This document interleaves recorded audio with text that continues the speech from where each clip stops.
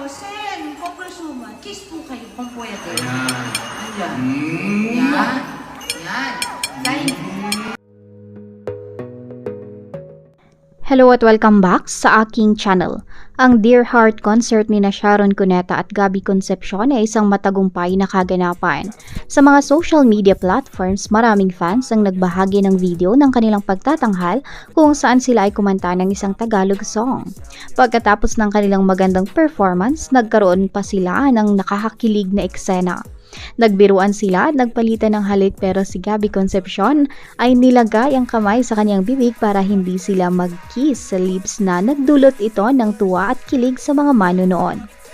Napakaganda ng chemistry na ipinakita ng dating mag-asawa sa entablado at ito ay nagpapakita ng kanilang husay sa pag-arte at pagkanta. Bago nyo panoorin ang kabuuan ng video ay huwag kalimutang mag-like, comment, share at subscribe para sa iba pang mga videos tungkol sa kanila.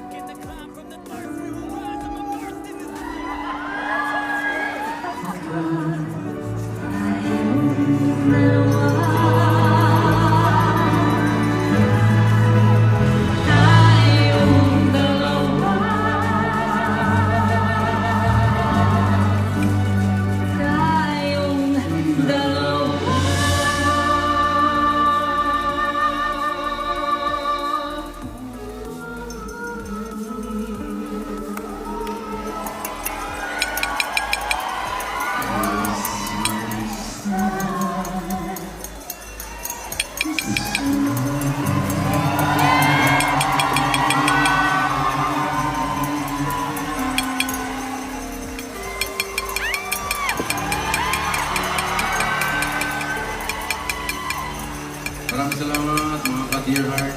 thank you so much. Alam mo, Gabby, sabihin namin na ginawa natin movies. Ano yan? May kinasal? Nagtiting-ting-ting-ting-ting ng mga baso, no? Gusto niyo? Gusto niyo ang kiss? Gusto niyo ang halikan? Ito naman. Sino ba ang masandino? Kayo lang maghalikan. Pakita niyo sa amin kung paano ginagawa yan. Paano ba?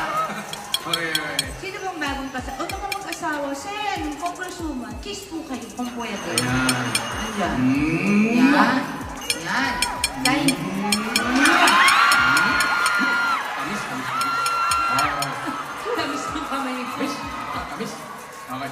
Kaibigan, marami po kami mga ginawang mga kanta, pero syempre itong kantang yun doon, hindi namin makalimutan dahil. Hanggang mamatay. Ito po.